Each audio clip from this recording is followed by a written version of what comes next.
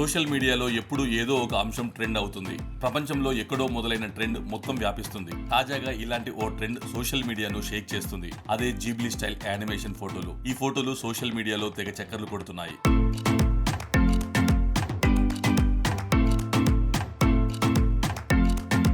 ప్రముఖ టెక్ దిగ్గజం open AI ఇటీవల చాట్ జీపీటీలో జీబ్లీ స్టూడియోను రూపొందించింది.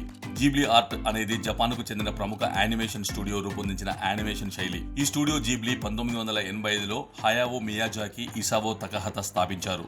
జీబ్లీ ఆర్ట్ ద్వారా రూపొందించిన ఫోటోల్లో ప్రతి అంశం హస్తకళతో తయారైన వాటిలా కనిపిస్తుంది. ఇప్పుడు చాట్ జీపీటీలో ఇలాంటి ఫోటోలను క్రియేట్ చేసుకునే అవకాశాన్ని కల్పించారు. సినీ, రాజకీయ నాయకులు మొదలుకొని క్రీడాకారుల వరకు అందరికీ సంబంధించిన ఫోటోలను జీబ్లీ స్టైల్లో రూపొందిస్తూ సోషల్ మీడియాలో పోస్ట్ చేస్తున్నారు.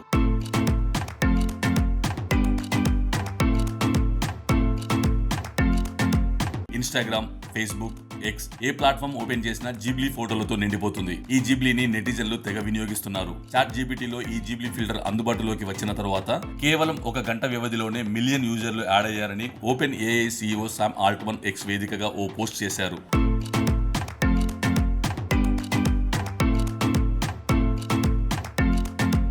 జీబ్లీ వినియోగం విషయంలో యూజర్లు కాస్త కూల్గా ఉంటే బాగుంటుంది. ఇది మా సిబ్బందికి నిద్ర లేకుండా చేస్తుంది అని ఆయన చమత్కరించారు. అంతేకాదు, ఈ ఫీచర్ను అత్యధికంగా వినియోగించడం వల్ల తమ జీపీయూ వ్యవస్థపై అధిక భారం పడుతుందని, అందుకే దీనికి లిమిట్ పెడుతున్నామని ఆల్ట్మన్ పేర్కొన్నారు.